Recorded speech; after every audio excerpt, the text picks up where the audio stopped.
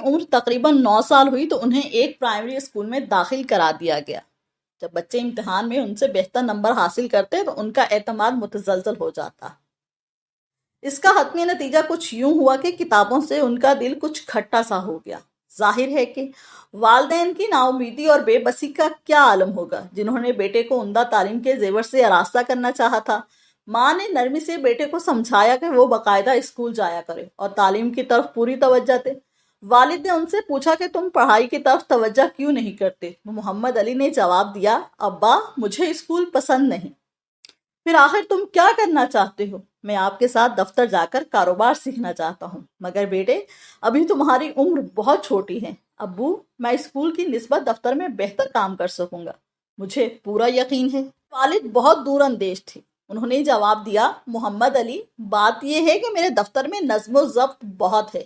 اگر تم میرے ہمراہ دفتر ہی جانا چاہتے ہو تو تمہیں معلوم ہونا چاہیے کہ صبح سویرے 8 بجے دفتر پہنچنا پڑے گا، دوپہر کے کھانے کے لیے 2 سے 4 کا وقفہ ہوتا ہے، اس کے بعد دوبارہ دفتر میں رات 9 بجے تک کام کرنا ہوگا۔ ابو میں یہ سب کچھ کر سکوں گا، لیکن بیٹے پھر تمہیں کھیل کود کے لیے ذرا سا وقت بھی نہیں ملے گا۔ کوئی بات نہیں۔ طرح محمد علی نے والد کے ہمراہ دفتر جانا شروع کر دیا۔ انہوں نے جلد ہی محسوس کیا کہ دفتری کاموں کا انحصار بھی لکھائی پڑھائی پر تھا۔ ان کی اپنی ذاتی افادیت بس چھوٹے چھوٹے کاموں تک ہی محدود ہو کر رہ گئی تھی، اور یہ بات انہیں پسند نہ آئی۔ والد اہم کاروباری فیصلے دوسرے لوگوں کے مشورے سے کیا کرتے تھے، کوئی بھی محمد علی سے ان کی رائے نہیں پوچھتا تھا۔ پھر دوسری تکلیف دہ بات یہ تھی کہ کھیل کود کے لیے بھی انہیں کوئی وقت نہیں ملتا تھا۔ تقریباً 2 ماہ بعد انہوں نے والد سے کہا کہ وہ پھر اسکول میں داخلہ لینا چاہتے ہیں۔ والد نے جواب دیا، بیٹے تم نے دیکھا حصول علم کے بس 2 ہی طریقے ہیں۔ وہ کون کون سے؟ ایک تو یہ کہ اپنے بزرگوں کی دور اندیشی پر اعتبار کرنا اور ان کے مشوروں پر عمل کرنا، اور دوسرا یہ ہے کہ اپنی خواہش اور مرضی کے مطابق عمل کرنا اور اپنی غلطیوں سے سبق سیکھنا۔ علی نے بغور ان کی باتیں سنی۔ انہوں نے غالباً فیصلہ کر لیا کہ اپنی غلطیوں سے سیکھیں گے اور اپنی ہی مرضی سے قدم اٹھائیں گے۔ بہرحال اس واقعے کے بعد تعلیم کی جانب ان کے رویے میں نمایاں تبدیلی آئی۔ اب تعلیمی سرگرمیوں میں پہلے جیسی سرد مہری اور بے نیازی نہ رہی، اور نہ وہ اپنے ہم جماعتوں سے پیچھے رہے۔ رات گئے تک وہ مطالعے میں مصروف رہنے لگے۔ اس خوشگوار تبدیلی نے والد کو خاصا متاثر کیا، اور انہوں نے محمد علی کے استاد سے ان کی کارکردگی کے بارے میں دریافت کیا۔ استاد نے جواب دیا، تیزی سے آگے بڑھ رہا ہے، البتہ حساب میں کمزور ہے۔ سن کر والد کچھ پریشان سے ہوئے، کیونکہ کاروبار میں حساب کتاب تو ریڑھ کی ہڈی ہوتا ہے۔ ان کی خواہش تھی کہ ان کے بعد جب محمد علی کاروباری میدان میں جناح پونجا اینڈ کمپنی کی ذمہ داری سنبھالے تو کاروبار اسی طرح پھلتا پھولتا رہے جیسا کہ فی زمانہ کیفیت تھی۔ حساب کتاب میں دسترس کے بغیر محمد علی آگے کیسے چل سکے گا، یہ میرے والد کی سمجھ میں نہیں آتا تھا۔ اس سلسلے میں والد سے اختلاف رائے رکھتی تھی۔ انہوں نے والد سے کہا، آپ فکر مت کریں، پکی امید ہے کہ محمد علی ایک روز اس طرح درخشاں ستارہ کی مانند چمکے گا کہ دنیا رشک کرے گی۔ والد نے اپنی بیوی کی وجدانی صلاحیتوں پر تکیہ کر لینے کی بجائے عملی قدم اٹھانا بہتر سمجھا۔ انہوں نے محمد علی کو کھارا در سے باہر ایک اسکول میں داخل کرا دیا، لیکن بدقسمتی سے وہاں کتابوں کی اتنی اہمیت نہ تھی جتنی کھیل کود کو حاصل تھی۔ والد نے انہیں سندھ مدرسۃ الاسلام میں داخل کرا دیا، جو ہمارے گھر سے تقریباً 1 میل پر واقع تھا۔ علی کی عمر 10 سال تھی جب انہیں سندھ مدرسے میں گجراتی کی 4تھی جماعت میں بطور طالب علم داخلہ ملا۔ اسکول کے ریکارڈ سے پتہ چلتا ہے کہ وہ داخل ہونے والے 114ویں طالب علم تھے، مگر ادارے کی اس تبدیلی کے باوجود محمد علی کے تعلیمی رجحان میں کوئی نمایاں تبدیلی واقع نہ ہوئی۔ وہ یوں کہ پڑھائی کی نسبت انہیں اس مدرسے کے وسیع کھیل کود کے میدانوں میں زیادہ کشش اور جاذبیت نظر آتی تھی۔ مرحلے پر میرے والد کی بہن منبائی بمبئی سے ہمیں ملنے تشریف لائیں۔ وہ ایک شگفتہ مزاج خاتون تھی، بزلے سنج پر مزاح اور عقل و دانی سے مرصع۔ انہوں نے والدہ کو سمجھا بجھا کر اس بات پر راضی کر لیا کہ محمد علی کی تعلیم و تربیت بمبئی میں کرائی جائے۔ ان کا خیال تھا کہ ماحول کی یہ تبدیلی بچے کی تعلیم میں مؤثر ثابت ہوگی، لہٰذا انہوں نے محمد علی کو انجمن اسلام اسکول بمبئی میں داخل کرا دیا، اور کچھ عرصے کے لیے محمد علی اپنی تعلیمی سرگرمیوں میں مستعدی سے ڈٹ گئے۔ انہوں نے گجراتی کا 4تھا گریڈ پاس کر لیا، جس کی بنا پر وہ انگریزی کے گریڈ اول کے اہل ہو گئے۔ بیٹے کی جدائی سے ماں کی حالت دیگرگوں ہو گئی۔ चुनाचा मोहम्मद अली कराची वापस आ गए और 23 दिसंबर 1887 को दोबारा सिंध मदरसे में दाखिल हो गए।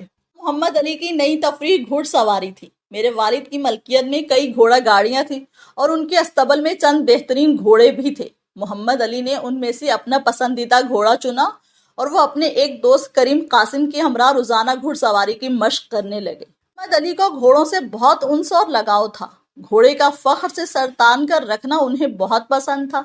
उन्हें मीनार और गुंबद भी बहुत पसंद थे।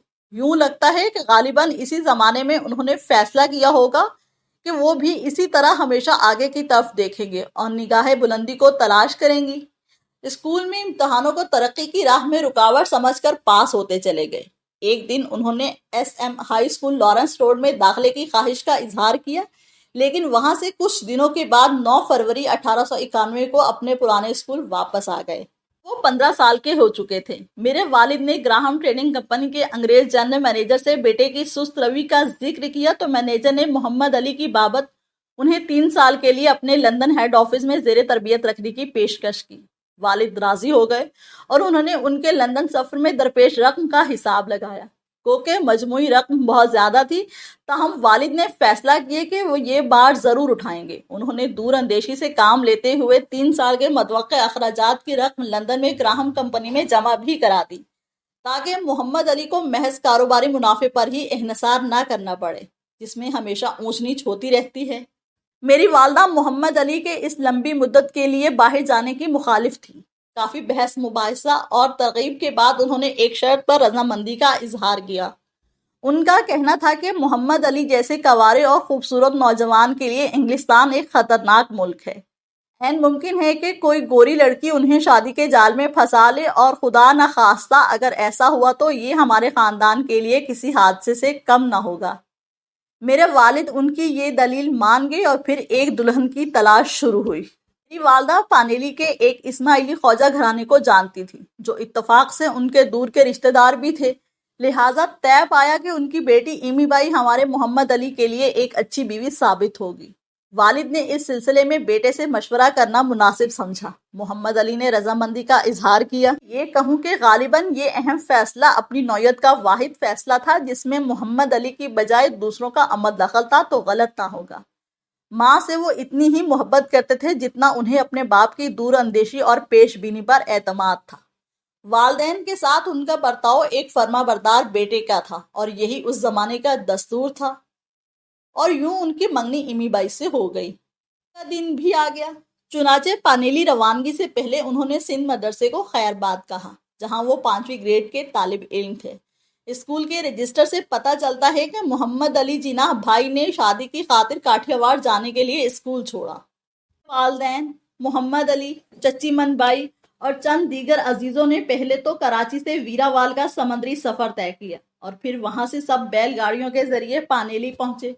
गांव वाले वालिद को लखपति तस्वुर करते थे, क्योंकि इतने तवील फासले से अच्छी खासी बारात लेकर आना उनके नजदीक कोई लखपति ही कर सकता था।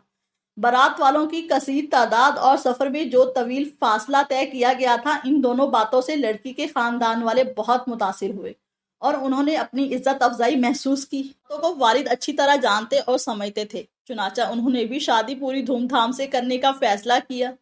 वो अपने हमरा अजीजों, दोस्तों और गांव के लोगों के लिए बेशुमार तोहफे तहाइफ लेकर आए थे। लोगों के नामों के मुताबिक जब दिए जाने वाले तोहफों का तखमीना किया गया तो पता चला कि वो ज़रूरत से ज़ायद थे। वालिद ने इस पर इक्तफा ना किया।